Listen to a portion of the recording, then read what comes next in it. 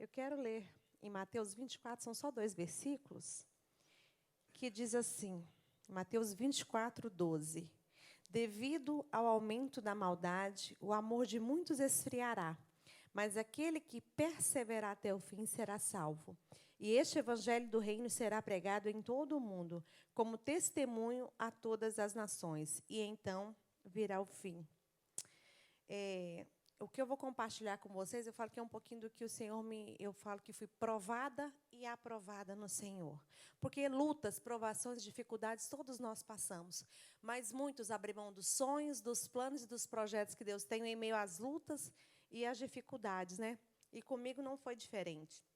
Eu vim de um lar com pais bem jovens. E a mãe tinha 16 anos quando eu nasci, cresci num lar cheio de amor, cheio de carinho. Cresci tendo o meu pai como um referencial na minha vida. Eu costumava olhar para o meu pai e dizer assim, pai, quando eu crescer, que eu casar, eu quero casar com um homem igual ao senhor. Tamanho era o carinho, a admiração e o respeito que eu tinha pelo meu pai e pelo casamento dos meus pais. Mas a Bíblia diz que buscai primeiro o reino dos céus e a sua justiça, e as demais coisas serão acrescentadas. Deus nos dá liberdade para a gente buscar fama, poder, dinheiro e depois buscar a Deus. Mas as consequências das nossas atitudes nós vamos pagar por elas. Meu pai era pastor e secularmente era um empresário muito bem-sucedido. E ele teve uma infeliz escolha de chegar no nosso pastor superior, e falar, pastor, a minha empresa está crescendo muito, eu estou ganhando muito dinheiro, e eu quero abrir mão da igreja.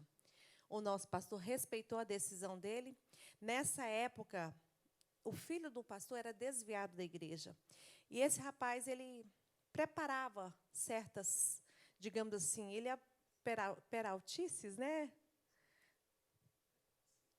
Preparava certas situações. Aí, o que acontece? Quando meu pai deixou de dirigir igreja, ele se tornou, o pastor colocou ele como supervisor do campo. E, nessa época, com essa situação do filho do pastor, ele preparou uma reunião, que, na realidade, era uma cilada para o meu pai. Quando meu pai chegou a essa reunião, foi recebido com 7 tiros. E um desses tiros acertou o meu pai. Por palavras dele, a hora que esse tiro entrou no corpo dele, ele disse que Satanás também entrou na vida dele. Porque, a partir desse momento, o meu pai se afastou dos propósitos de Deus, meu pai se esfriou na fé. Pouco tempo após esse fato, eu e Eliezer já éramos casados há quase 3 anos, eu descobri que o meu referencial, o meu herói, estava fazendo coisas erradas. Eu descobri que meu pai se envolveu com uma das nossas funcionárias da empresa.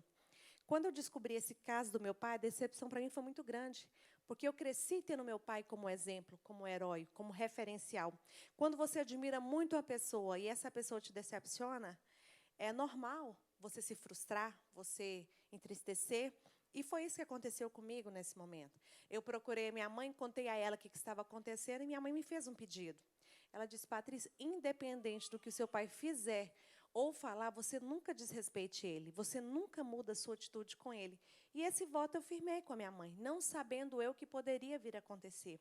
Meu pai reuniu a família, tomou a decisão que não iria se divorciar da minha mãe, que ele romperia esse relacionamento e continuaria com a família. Assim ele disse, mas assim ele não fez.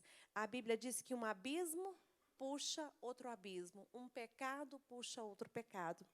E meu pai foi se aprofundando cada dia mais nesse pecado. Essa mulher se engravidou dele, eles foram lá e fizeram um aborto.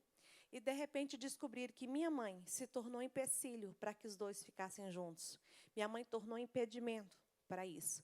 Os dois juntos planejaram e mataram a minha mãe. Minha mãe foi assassinada aos 37 anos de vida. Ali, todos os sonhos e todos os planos que eu tinha para uma família também foram assassinados. Porque, para mim, era muito difícil olhar para o meu pai e saber que ele tinha destruído o projeto chamado família. A angústia e os dias maus veio sobre a minha vida, sobre a minha casa. Minha mãe foi enterrada numa sexta-feira. Na segunda-feira, o meu pai me procurou e me fez um pedido. Ele falou, Patrícia, eu quero que você procure a polícia e fale que foi você que mandou matar a sua mãe. Porque contra você, a polícia não vai achar nada. Aquele momento, a dor, o desespero bateu, eu saí daquela sala correndo. E, no meio do caminho, eu parei a revidar contra meu pai. Mas foi quando eu lembrei da promessa que eu tinha feito à minha mãe, de nunca desrespeitar o meu pai. Então, ali eu calei, mas nasceu em mim uma raiz de amargura, um ódio, um rancor muito grande contra meu pai. Me tornei uma mulher amarga. Uma mulher frustrada, uma mulher que não acreditava mais em ninguém, porque o meu referencial tinha destruído isso. E cada dia que passava, essa dor, isso só aumentava no meu coração. Em torno de uns 15 dias, o meu pai foi preso. E quando ele foi preso, foi motivo de muita vergonha e de muita humilhação, porque os maiores jornais do estado de Goiás aproveitaram a oportunidade para explorar. Pastor e amante mata a esposa. Pastor planeja a morte da esposa.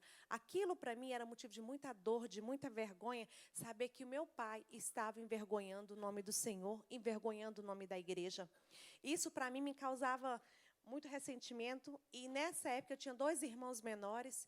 Eu e Elias achávamos que não estávamos preparados para ser pais, e fomos ser pais de 2 adolescentes, numa fase muito difícil. Eles estavam muito revoltados com tudo aquilo que estava acontecendo.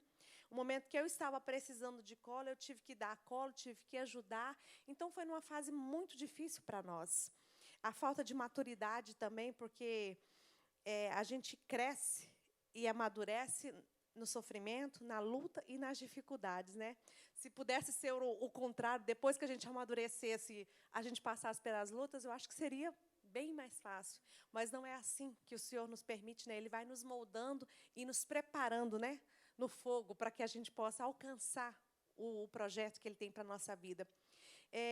Aqui, recente, nós estamos aqui, já tem uns mais de 30 dias que nós estamos aqui nos Estados Unidos, e eu conversando com a pastora, que eu ministrei na igreja dela, lá em Deurã, e ela me falou assim: você comentou que os maiores jornais do estado de Goiás. Ela falou assim: não, você não tem noção de como isso repercutiu aqui nos Estados Unidos.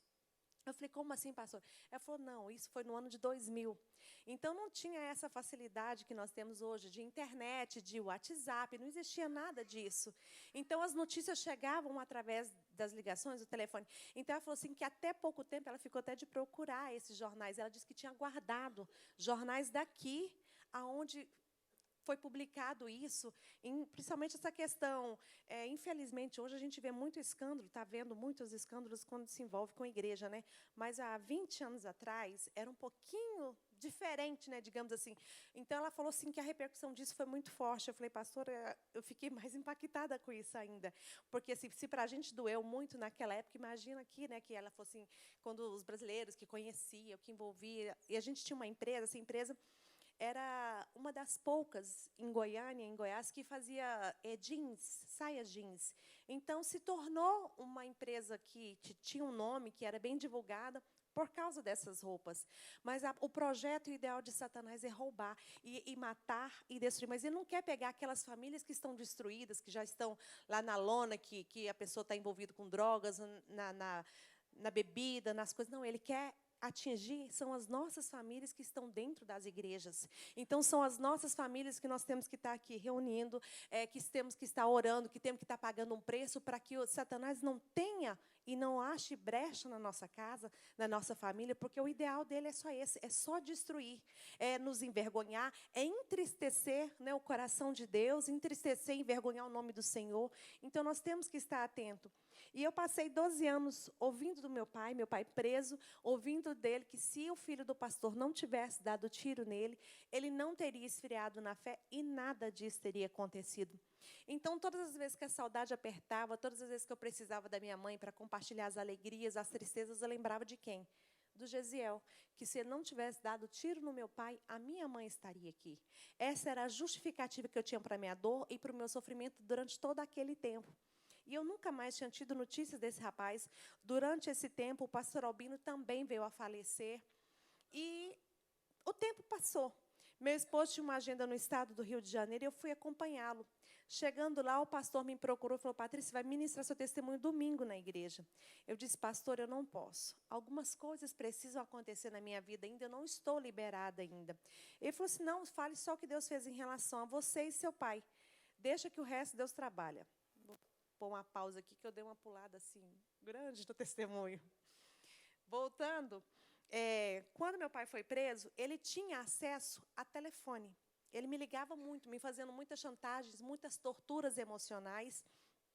E uma certa vez, em torno de uns 7 meses, ele me ligou me pedindo um valor alto de dinheiro. E ele disse assim, eu preciso desse dinheiro até segunda-feira, meio-dia. Isso era na sexta-feira à tarde. Eu disse, pai, não tenho como arrumar esse dinheiro. Ele falou assim, traga esse dinheiro escondido do seu marido. O seu marido não pode saber.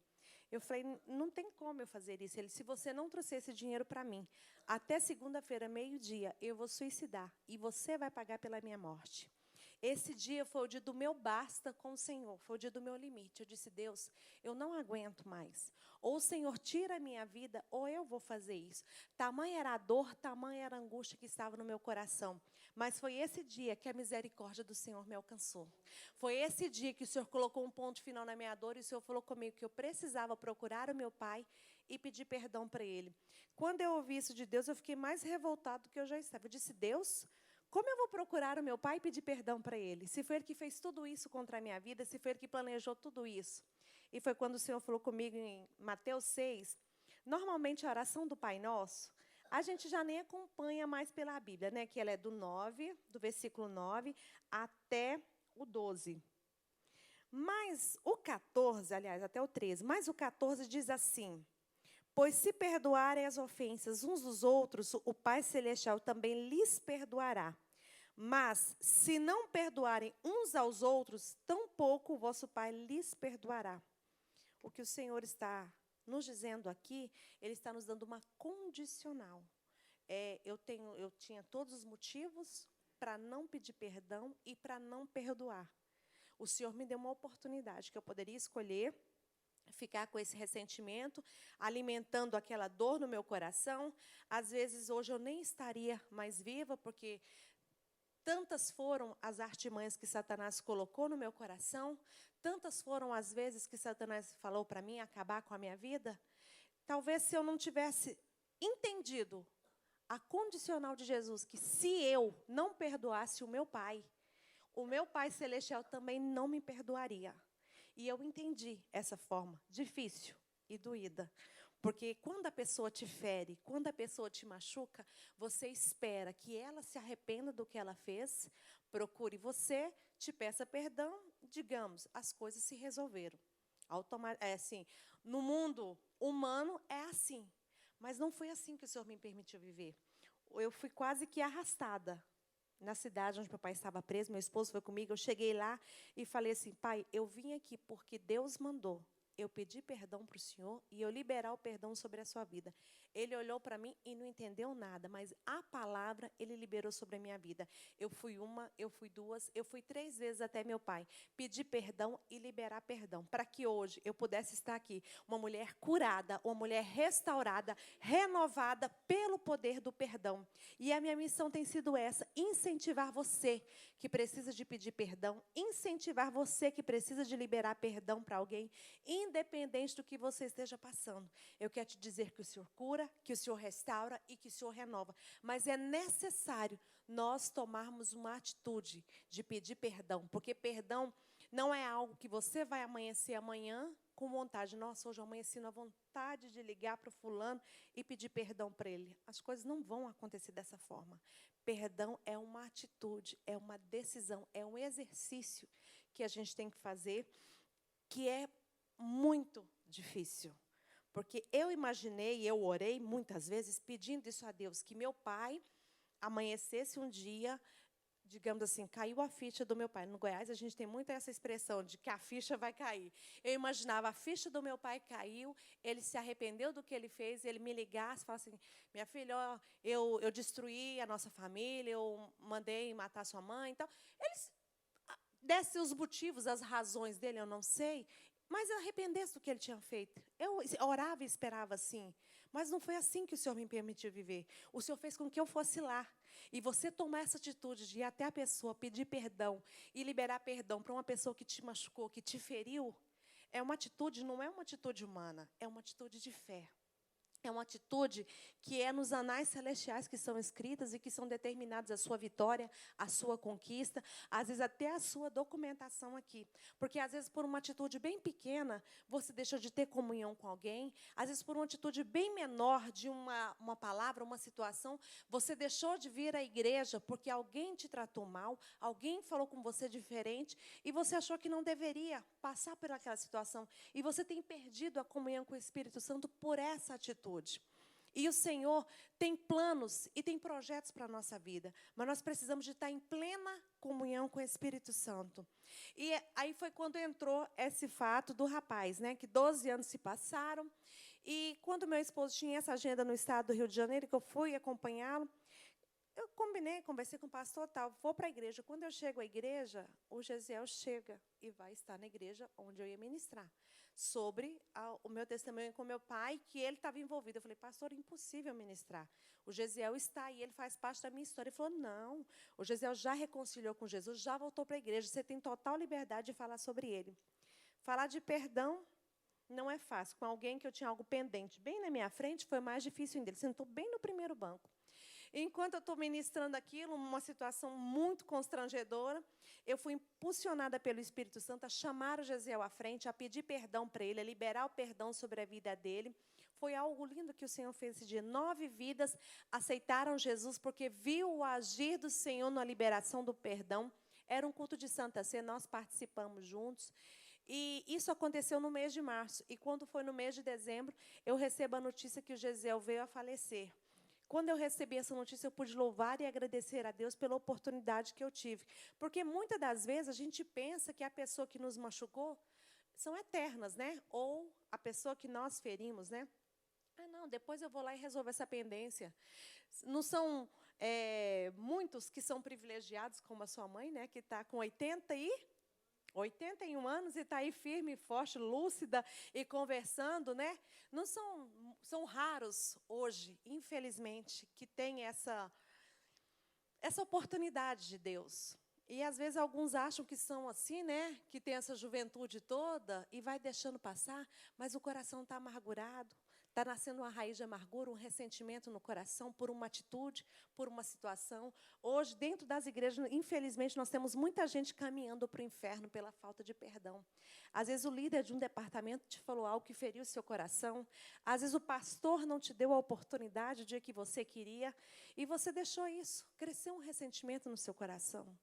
E ele está aqui, você vai para lá, ele está de lá, você vai passando para o outro lado, e você vai protelando. E o Espírito Santo também vai distanciando da gente. E a gente vai perdendo comunhão. O mês passado foi o Natal, Ano Novo, momento das famílias estarem reunidas. Quantas famílias não se reuniram pela falta de perdão?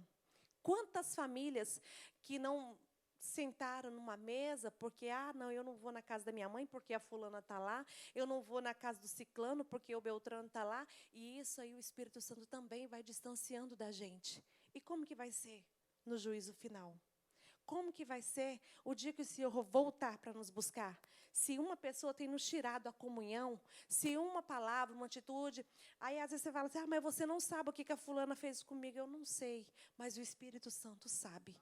E o mesmo Espírito Santo que curou a minha vida, que restaurou o meu casamento, que restaurou a minha família, está aqui, pronta a te curar, pronta a te restaurar. Mas é necessário você tomar uma atitude, é necessário você tomar uma decisão de pedir perdão, de liberar perdão e viver o melhor do Senhor. Porque as promessas dele na nossa vida são imensas. Deus tem grandes coisas para fazer. Às vezes é seu marido que precisa de ser liberto das drogas. Às vezes seu filho que está precisando de uma conquista, de um documento lá para a faculdade. Eu não sei qual que é. São tantas bênçãos que Deus tem para a sua vida que está prestes a entregar. E algo tem te impedido. Você fala assim, mas minha bênção está tão pertinho. E eu não estou conseguindo tocar nela. Porque às vezes é uma falta de perdão. Às vezes é uma situação que tem te impedido de viver o melhor do Senhor. Então, o Senhor não te trouxe aqui hoje por acaso. Você não veio aqui para mais um culto, não. Você não está aqui só para ouvir na minha história, não. Algo o Espírito Santo vai fazer na sua vida. Algo o Espírito Santo vai incomodar você para que você possa tomar uma decisão, para que você possa tomar uma atitude de ligar para alguém no Brasil para pedir perdão. Às vezes é procurar alguém aqui mesmo dentro da igreja que você precisa de liberar esse perdão. Às vezes é alguém que te enganou, que te traiu, que te abandonou. Eu não sei qual é a forma, mas o Espírito Santo do Senhor sabe. O mesmo Espírito Santo que me curou, que me fez ir pedir perdão para o meu pai, que planejou a morte da minha mãe, está aqui pronta a te curar, pronta a te restaurar. Mas é necessário você abrir mão do seu eu. Abrir mão do seu eu é você pedir perdão. Porque é o momento que você pede perdão, você está abrindo mão da sua razão, em prol que a glória do Senhor se faz presente na sua casa, na sua vida, para que os projetos do Senhor se cumpram na sua vida. Você tem que estar com o coração limpo. E eu passei, depois dessa atitude que aconteceu, da morte do Gesiel, o Senhor começou a me dar novos sonhos, novos projetos, novas metas de vida, porque mediante você estar trilhando o caminho do Senhor, Ele tem grandes conquistas para a nossa vida. E eu recebi uma palavra do Senhor que Ele me daria um livro. O dia que eu ouvi isso, eu guardei na gaveta o projeto do Senhor, porque não era desejo do meu coração. E passou o tempo. E uma pastora amiga minha viajou de férias, ela me liga e fala assim, nossa, mas você me dá trabalho, hein, Patrícia? Eu falei assim, como assim? Eu te dou trabalho? Ela falou assim, não, eu estava aqui bem descansando e Deus mandou te entregar um nome. Eu falei, qual é o nome? Ela, um perdão que seria imperdoável. Eu falei, nossa, muito forte. Ela falou assim, pois é, anota e guarda. No tempo do Senhor você vai entender. E assim eu fiz. Eu tinha esquecido o propósito de Deus. E Deus tem meios e formas de mudar a nossa história. Muitas das vezes a gente não entende, né? Quando Deus dá uma reviravolta na nossa vida. E foi assim, quando a mãe foi assassinada, nós éramos a Assembleia de Deus de Campinas, um bairro em Goiânia, e para mim era muito difícil ir para a igreja, lembrar do local onde a gente sentava em família, lembrar como a gente ficava, aquilo me machucava muito. Eu saía da igreja muito ferida, porque eu lembrava de onde a mãe ficava, como que a gente estava ali, aquilo me machucava. E conversando com meu esposo nessa época, nós entramos num acordo e mudamos de igreja. Mas ali eu cheguei muito machucada, muito ferida, mas aprove o Senhor. Ali eu ser tratada, ser moldada pelo Espírito Santo e ser um instrumento de Deus para abençoar outras vidas. Mas a Bíblia diz que há tempo para todas as coisas. E chegou o nosso tempo de voltarmos. Quando meu esposo chegou em mim e falou, nós vamos voltar para Campinas, eu sofri muito, eu chorei muito, porque não era desejo do meu coração. Eu disse para ele, não, vamos deixar isso para depois, tentei argumentar, mulher tem um jeitinho assim que quando quer umas coisas, a gente conquista, a gente consegue, mas não deu certo, não. E quando eu falei, ele falou assim, Deus mandou. Quando ele falou, Deus mandou, eu falei, eu vou. Eu vou em obediência a você e pelo nosso casamento. Não por minha vontade. Ele disse, basta você obedecer. E assim eu fiz. E, nesse meio tempo, ele tinha uma agenda aqui, nos Estados Unidos, e eu vim acompanhá-lo. E eu pedi a ele, eu falei, me dê o tempo dessa viagem para oficializarmos a mudança. E ele respeitou. E a mudança nos gera medo. Tirar a gente da zona de conforto, do nosso comodismo, não é agradável, né? Ninguém gosta. Por mais que, às vezes, esteja ruim ou esteja bom, ninguém gosta de mudar a rotina. E quando a gente estava aqui, eu sentada num cantinho na igreja, assim, eu estava ministrando, eu comecei a murmurar contra o Senhor. Eu disse, Deus, eu estava tão bem na igreja, eu estava trabalhando para o Senhor, fazendo, eu quis cobrar a fatura de Deus, olha a ideia. E estou lá e falei assim, aí agora eu também não vou fazer mais nada para o Senhor, eu não quero escrever livro, eu não quero expor minha vida, eu não quero fazer mais nada. Eu estava tão bem, o Senhor mandou mudar de igreja, agora também, tipo assim, Patrícia não vai fazer mais nada. Achando que ia fazer falta, né, para ele. Aí então, eu falei, na hora que eu estou chegando perto da porta, o pastor que nunca tinha me visto, me chamou pelo nome. Ele foi orar para encerrar o culto. E ele diz assim, Deus manda te dizer que está te entregando um livro. Na hora, as minhas pernas tremeram. Eu falei, Deus, eu acabei de falar para o Senhor que eu não quero escrever livro. Ele falou assim, Deus manda te dizer mais. O livro é em português, inglês e espanhol. Aí as pernas acabaram, que fazer um estava difícil, imagina fazer 3. Eu disse, amém, se é de Deus, né? Vamos embora. Aí fomos embora. Só que já é da personalidade do meu marido ser bem mais empolgado do que eu. Ele se empolga rapidinho. E ele chegou na casa do pastor, a gente estava, e foi contar o que Deus tinha falado. E aí o pastor, mais empolgado do que ele falou, que bênção. Janeiro é a nossa convenção, vai lançar o livro aqui. Eu falei, pastor, impossível. Hoje são 30 de setembro, como fazer um livro para ficar pronto em janeiro? Ele falou, não, quando Deus fala, Deus cumpre. Eu falei, amém. Fomos embora. E, para a honra e glória do Senhor, no dia 29 de dezembro, o livro estava pronto, em português, inglês e espanhol. E, para a honra e glória do Senhor, ficar maior ainda, estamos no finalzinho da 9ª edição. Para mim, não importa a quantidade de livro que está sendo publicada, mas a quantidade de vidas que estão sendo restauradas através da minha experiência. Porque, às vezes, você conhece alguém, às vezes é um patrão, você conhece alguém aqui, um amigo, que está numa amargura tão grande no coração por uma falta de perdão, por uma atitude, por uma palavra. Um pastor, hoje nós estávamos na nossa convenção, ele chegou assim, pastora, eu preciso de levar do seu livro para Curitiba. Eu estava com o livro, né, no avião, e por uma situação comecei a conversar com a aeromoça, E eu percebi que ela estava muito amargurada. E eu peguei o seu livro e presenteei a aeromoça. E eu vi frutos disso, né? Estava testemunhando para mim e para o meu esposo hoje. Então, a gente não entende o propósito do Senhor. Mas, assim, às vezes você sabe de alguém que precisa de ver uma história. Porque, assim, quando você fala, fulano de tal, taraná, não fala, não. Às vezes você vai falar assim, não, peraí, eu conheci uma pessoa lá de Goiânia que o pai dela, o doído é só isso, né? Era pastor. Mas tem um propósito de Deus para isso também. Porque meu pai não precisava de ser um pastor para que Deus pudesse cumprir o propósito dele. Mas para a glória do Senhor ser maior, o Senhor permitiu que ele chegasse no topo máximo para que a glória do Senhor fizesse presente para Ele te usar, para você ouvir a minha história e fazer a diferença lá no lugar onde você mora, fazer a diferença lá no meio da sua família, fazer a diferença lá no seu trabalho, de que Deus cura, de que Deus transforma, de que Deus faz obras, que Satanás veio tentando destruir a minha casa, destruir o meu casamento, destruir a minha família, mas o Senhor restaurou. Hoje nós temos uma família abençoada, eu e meu esposo, em novembro vamos fazer 23 anos de casados, temos 3 filhos para a honra e glória do Senhor. Satanás quis destruir a minha vida. Ele destruiu o lar dos meus pais. E ele queria atingir a nossa família. Mas o Senhor restaurou a minha casa, o Senhor restaurou a minha família. E o Senhor quer fazer isso com você, na sua casa, ou Ele quer usar você para ser o instrumento dEle, para abençoar outras vidas. Então, não perca a oportunidade de ser o instrumento do Senhor. Nós somos imagem e semelhança do Senhor. Não é em vão, não foi por acaso que o Senhor me deu a oportunidade de viver tudo isso. Quanta dor, quantas lágrimas eu tive que passar para que hoje eu pudesse estar aqui, mas que o propósito do Senhor se cumprisse na minha vida. Eu poderia estar lá lamentando a minha vida e meu sofrimento, que Deus permitiu que meu pai, um pastor, envergonhasse o nome do Senhor e matasse a minha mãe. Mas o Senhor me permitiu que eu saísse da cinza e o Senhor me curasse, me restaurasse para que hoje eu pudesse estar aqui. Uma mulher forte, guerreira, que a gente aqui agora hoje para sofrer e tem que ser assim, muita coisa. A gente passa pelas assim, meu marido fala assim, mas você é forte, mas temos que ser, porque nós somos filhos de um Deus todo-poderoso que cuida em detalhes da nossa vida, que nos restaura. E o Senhor, vem cá, filha. O Senhor me deu uma uma frase que eu falo muito hoje, que perdão é uma decisão. E foi um propósito do Senhor. E nós fizemos algumas camisetas, porque às vezes você ler um livro ou carregar um livro não tem jeito, mas uma camiseta dá para você vestir. E o Espírito Santo do Senhor vai trabalhar e vai te dar oportunidade. Eu sempre viajo com uma camiseta escrita. Eu já tenho fiz várias cores justamente para isso. E eu aqui, no embarque desse, na hora que eu fui passando, a moça segurou no meu braço, olhou na minha frase e começou a chorar. E foi a oportunidade que eu tive para falar de Jesus para ela.